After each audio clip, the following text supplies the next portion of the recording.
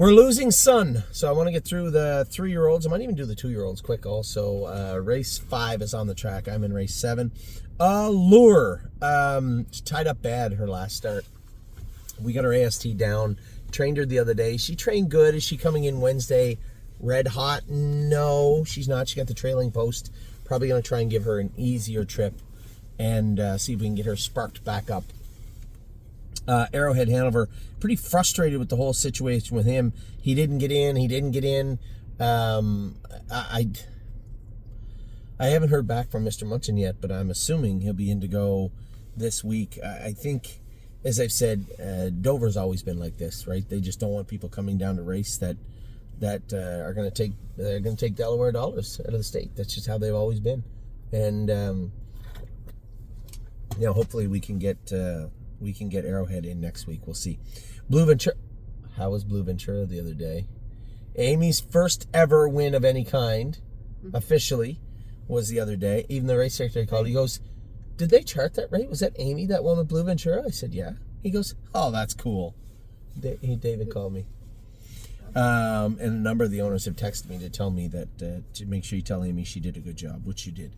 So, how was Blue Ventura? He was actually quiet. You had me a little scared. I told you he was fine. You remember how he used to be. I told you he was fine. He was, he's very polite now. A little rolly. Yes. A little rolly at times, but he's always been like that too.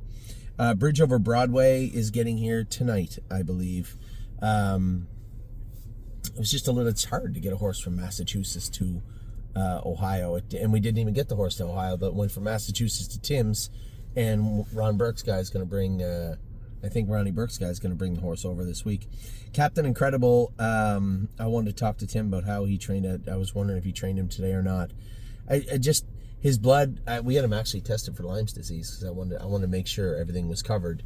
I just didn't think that it was just him being short the other day. He felt sound, but was weak. And I've never seen Captain Incredible weak in my life. So, one of those things, we're just trying to get the horse back going good.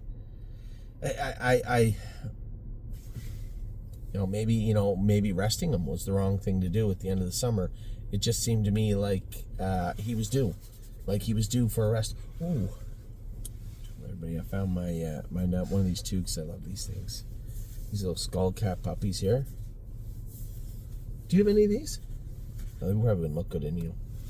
No, because you have a lot of hair.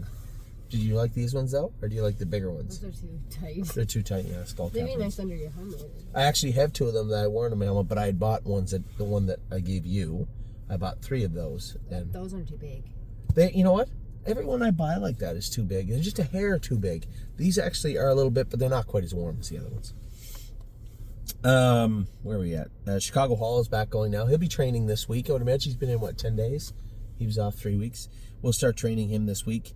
Foxy Seaside, I think we turned her out for 3 weeks because Gorgeous was here. Now, if Gorgeous Package goes out and wins, okay, we might have that class vacant at Northfield for a couple of weeks. But if Gorgeous Package goes out and finishes second, and I'm trying to make it so that she can leave here and go right to race at Dover.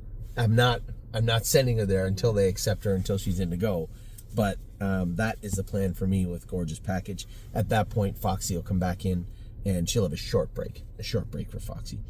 Go Boom, I plan on qualifying on Wednesday. I trained him in 59 the other day. He was good.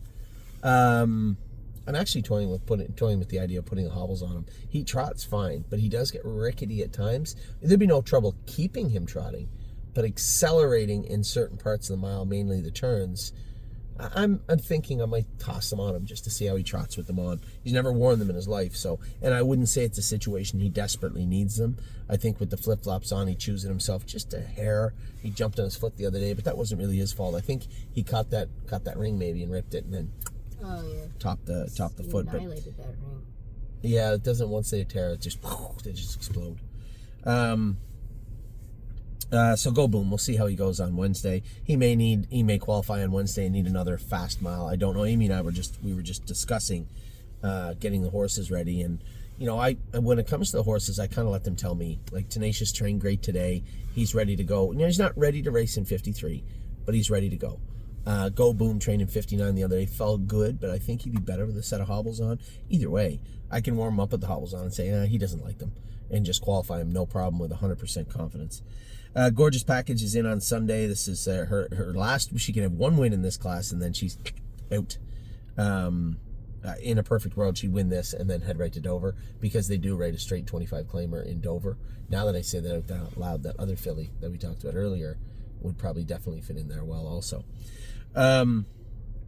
Lady Hess bled a little bit of mucus and blood last night at Mohawk. James, I was just talking to James, he said he was a little surprised she was flat. I said, well, I don't think she'll be flat her next start. She bled a little bit. She's going to need a week off, and then she'll be back at it on Lasix. Manhattan Money also has to come back in. That's number 16, by the way. We're trying to figure out. We do this every time of the year. We do this. We discuss. You believe you know how we got. What'd I do? You weren't supposed to buy it as many. Oh, are you still going on about Stay Charming? Among others. No, I did exactly what my job entailed me to do. Problem is that we had homebreds and the barn filled up quickly. That's what happened. We have 0 stalls and about 12 horses to bring back in. So there's going to be some have to go to Ontario, Tenacious Hanover, and maybe even Manhattan Money can go right back over to the Meadows. I don't know yet. We'll fix it. We'll massage it around.